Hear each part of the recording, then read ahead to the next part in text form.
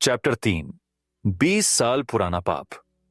ऊपरी मंजिल की बंद खिड़की के पीछे सफेद पर्दा हिल रहा था। हवेली के अंदर हवा बंद थी। बाहर गांव वाले डर से पीछे हट चुके थे और उसी बंद कमरे के भीतर से आई आवाज अब भी सबके कानों में गूंज रही थी। खजाना मेरा है। कबीर की नजर उस खिड़की पर टिकी हुई थी। उसके चेहरे पर डर नहीं था, लेकिन अब उसकी आंखों में सावधानी जरूर थी। इंस्पेक्टर ने धीरे से कहा, कबीर साहब, यह आवाज हमने भी सुनी। कबीर ने जवाब दिया, आवाज सुनना और आवाज का सच जानना दोनों अलग बातें हैं।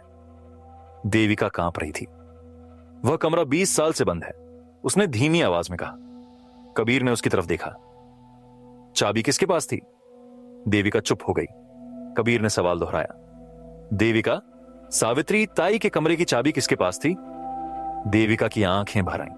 पहले सावित्री ताई के पास, फिर रघुवीर ने ले ली थी, और अब देविका ने अपनी सफेद साड़ी के पल्लू में हाथ डाला। कुछ पल बाद उसने एक पुरानी पीतल की चाबी निकाली। रघुवीर की जेब से मिली थी। उसकी मौत के बाद कबीर ने चाबी ली। पीतल की चाबी पुरानी थी, लेकिन उस पर लगी धूल नई नहीं थी। मतलब चाबी हाल में इस्तेमाल हुई थी। कबीर ने मन ही मन नोट किया। 20 साल से बंद कमरे की चाबी इतनी साफ क्यों है? उसने कुछ नहीं कहा। वह सीढ़ियों की तरफ बढ़ा। हवेली की सीढ़ियां टूटी हुई थीं। हर कदम पर धूल उड़ती थी। दीवारों पर पुराने हाथों के निशान थे। कुछ निशान गहरे थे, जैसे किसी ने डर में दीवार पकड़कर खुद को घसीटा हो। देविका नीचे ही रुक गई। कबीर ने पूछा, तुम ऊपर नहीं आओगी? देविका ने तुरंत सिर हिला दिया। नहीं, उस कमरे में मैं आखिरी बार 20 साल पहले गई थी, और तब क्या देखा था? देविका ने जवाब नहीं दिया। कबीर ऊपर पहुंचा। इंस्पेक्टर और 2 सिपाही उसके पीछे थे। सावित्री ताई के कमरे का दरवाजा सामने था। दरवाजा लकड़ी का था, लेकिन उस पर लोहे की मोटी पट्टियां लगी थीं, जैसे उसे बंद नहीं, कैद किया गया हो। कबीर ने चाबी ताले में डाली।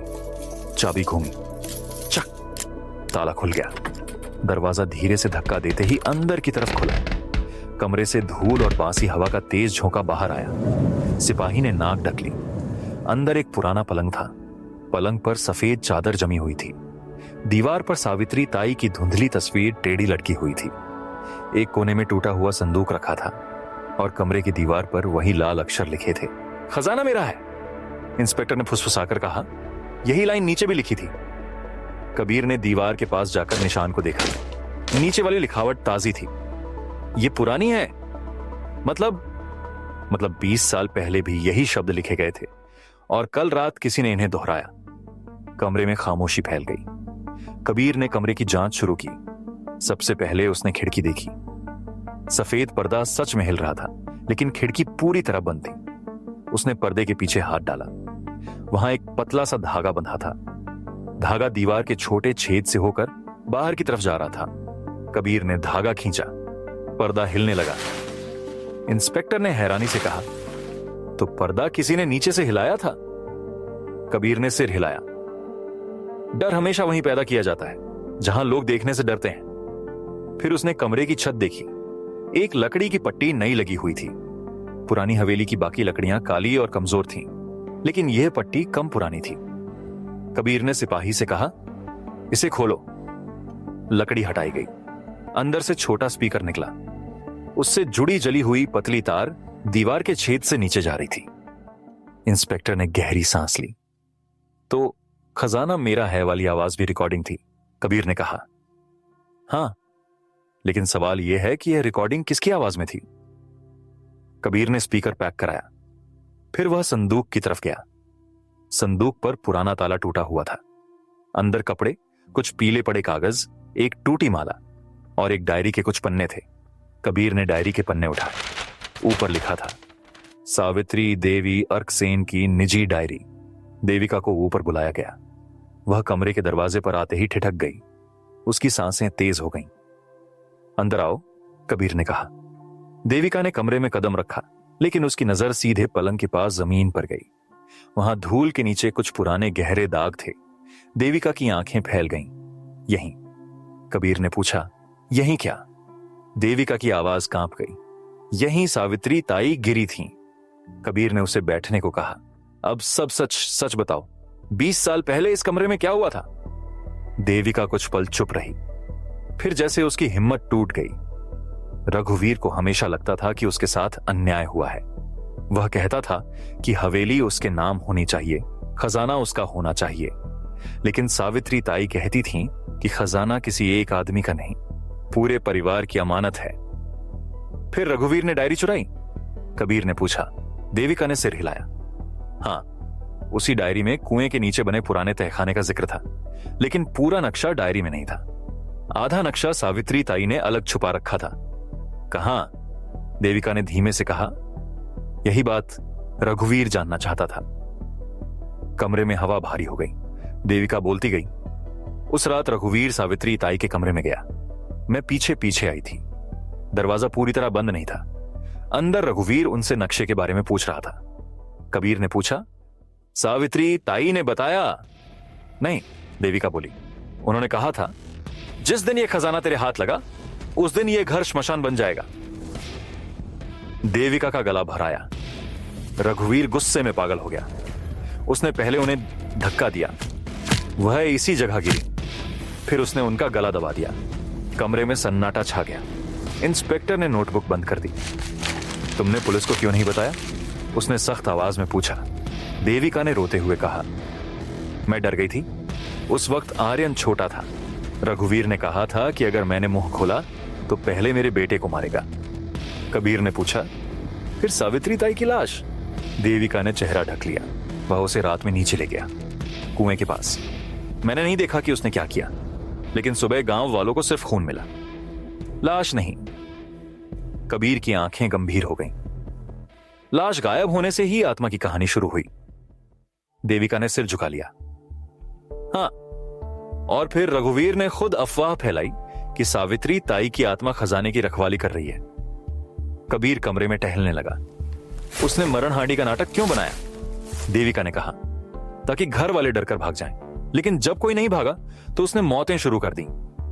कबीर रुका। कैसे? देविका ने कांपते हुए कहा, वह रात में हांडी जलाता था, उसे धुआं उठता था, लोग बीमार पड़ने लगे। पहले चाचा जी मरे, फिर ताऊ जी, फिर 2 नौकर, सबके चेहरे नीले पड़ गए थे। कबीर ने डायरी का पन्ना खोला। एक जगह सावित्री ताई ने लिखा था, रघुवीर रात को कुएं के पास अजीब पाउडर जलाता है, उसकी गंध से सांस रुकती है। मुझे डर है वह खजाने के लिए सबको नुकसान पहुंचा सकता है। कबीर ने पन्ना इंस्पेक्टर को दिखाया। सावित्री ताई को शक हो चुका था। इंस्पेक्टर बोला, लेकिन 20 साल पहले मेडिकल जांच क्यों नहीं हुई? कबीर ने कड़वी मुस्कान दी। क्योंकि जब गांव डरता है तो सच से पहले अंधविश्वास पहुंच जाता है। देविका ने आगे बताया, हर मौत के बाद रघुवीर कहता था कि मरण हांडी ने बलि ले ली। वह खुद सबसे ज्यादा रोता था ताकि कोई उस पर शक न करे। कबीर ने पूछा, और तुम? देविका ने कहा, मैंने खुद को समझा लिया था कि मैं मजबूर हूं, लेकिन सच यह है कि मैं डरपोक थी और लालची भी। मुझे भी लगा था कि जब सब खत्म होगा तो खजाना हमारा होगा। उसकी आवाज टूट गई। लेकिन खजाना कभी नहीं मिला। कबीर ने पूछा, फिर रघुवीर हवेली छोड़कर क्यों भागा? देविका ने कहा, क्योंकि आखिरी रात कुछ गलत हो गया था। उसने कुएं के पास बहुत ज्यादा पाउडर जला दिया। आग भड़क गई। हवेली में धमाका हुआ। सबको लगा आत्मा भड़क गई। रघुवीर डर गया और मुझे लेकर भाग गया। कबीर ने धीरे से कहा, डर आत्मा से नहीं था, डर इस बात का था कि उसका खेल खुल सकता था। देविका ने सिर झुका लिया। कमरे की तलाशी जारी रही। कबीर ने सावित्री ताई की तस्वीर उतारी। तस्वीर के पीछे दीवार में हल्का उभार था। उसने उभार पर थपथपाया। आवाज खोखली थी। सिपाहियों ने दीवार का हिस्सा खोला। अंदर एक कपड़े में लिपटा छोटा पैकेट रखा था। देविका की सांस अटक गई। कबीर ने पैकेट खोला। अंदर एक पुराना कागज था, आधा नक्शा, कुएं, हवेली और नीचे बने किसी तहखाने का रेखा चित्र। कागज के नीचे सावित्री ताई की लिखावट में एक लाइन थी, खजाना वहां नहीं जहां रघुवीर खोज रहा है, असली रास्ता दीवार के पीछे है। कबीर ने नक्शे को ध्यान से देखा। दीवार के पीछे। इंस्पेक्टर ने पूछा, कौन सी दीवार? कबीर ने जवाब नहीं दिया। वह नीचे वाले कमरे की गर्म दीवार को याद कर रहा था। वही दीवार जहां से राख निकली थी, वही दीवार जो लाशों के ठंडे हो जाने के बाद भी गर्म थी। कबीर तुरंत नीचे उतरा। सब उसके पीछे पीछे आए। वह उसी कमरे में गया और दीवार के सामने खड़ा हो गया। उसने नक्शे को दीवार के पुराने निशानों से मिलाया। सब कुछ मेल खा रहा था। कबीर ने कहा, रघुवीर खजाना कुएं में खोज रहा था, लेकिन रास्ता इस दीवार के पीछे था। इंस्पेक्टर ने पूछा, तो वह कल रात दीवार के पास क्यों था? कबीर ने कहा, क्योंकि शायद उसे आखिरी पन्ना मिल गया था। कौन सा आखिरी पन्ना? कबीर ने सावित्री ताई की डायरी के पन्ने दिखाए। डायरी अधूरी है, नक्शा आधा है, और रघुवीर की मौत इसी दीवार के पास हुई। इसका मतलब वह कुछ जान गया था। तभी एक सिपाही ने दीवार के नीचे की राख हटाई। वह अचानक रुक गया। सर, यहां कुछ दबा है। कबीर झुका। राख और मिट्टी हटाई गई। नीचे से एक जला हुआ लोहे का डिब्बा निकला। डिब्बा आधा पिघल चुका था। कबीर ने बहुत सावधानी से उसे खुलवाया। अंदर एक छोटी नोटबुक थी। किनारे जले हुए थे, लेकिन कुछ पन्ने बच गए थे। कबीर ने पहला पन्ना खोला। लिखावट रघुवीर की थी। पहली लाइन पढ़ते ही उसका चेहरा बदल गया। उसमें लिखा था, मरण हांडी सिर्फ डराने के लिए नहीं है। सही मात्रा में गैस और आग मिले तो आदमी बिना छुए मर सकता है। इंस्पेक्टर के चेहरे पर गुस्सा आ गया। मतलब उसने सबकी हत्या प्लान करके की थी। कबीर ने पन्ने पलटे। दूसरे पन्ने पर नाम लिखे थे, चाचा, ताऊ, नौकर मोहन, भाभी कमला और सबसे ऊपर सावित्री। हर नाम के आगे तारीख थी। देविका फूट फूट कर रोने लगी। कबीर ने आखिरी पन्ना पलटा, लेकिन वह पन्ना आधा जला हुआ था। सिर्फ कुछ शब्द बचे थे। अगर मैं मर जाऊं तो समझना खजाना, दीवार। बाकी हिस्सा जल चुका था। कबीर ने नोटबुक बंद की। अब सच बहुत करीब था। लेकिन उसी समय हवेली के बाहर से तेज चीख आई। कुएं से धुआं निकल रहा है। सब बाहर भागे। सूखे कुएं के मुहाने से सच में हल्का धुआं उठ रहा था। धुआं नीला सा था। गांव वाले दूर भागने लगे। कबीर ने गैस डिटेक्टर निकाला। मशीन तेजी से बीप करने लगी। इंस्पेक्टर चिल्लाया, सब लोग पीछे हटो। कबीर ने कुएं के किनारे देखा। वहां राख में एक ताजा निशान था। किसी ने अभी वहां कुछ रखा था। कबीर झुका और राख हटाई। नीचे से मिट्टी की एक छोटी हांडी निकली। पुरानी नहीं, नई। उस पर लाल रंग से लिखा था, मरण हांडी अभी खत्म नहीं हुई। गांव वालों की चीख निकल गई। देविका पीछे हटते हुए बोली, नहीं, रघुवीर मर चुका है। फिर ये किसने रखी? कबीर ने हांडी को घूरा। उसकी आंखें पहली बार सच में कठोर हो गई। यही सवाल अब इस कहानी को आगे बढ़ाएगा। तभी हवेली के अंदर से वही रिकॉर्ड की हुई आवाज फिर गूंजी। खजाना मेरा है। लेकिन इस बार आवाज ऊपर वाले कमरे से नहीं आई थी। आवाज आई थी दीवार के पीछे से। कबीर धीरे से मुड़ा। गर्म दीवार के अंदर कुछ चल रहा था, और इस बार वह सिर्फ आवाज नहीं थी। दीवार के पीछे से किसी ने 3 बार दस्तक दी। थक थक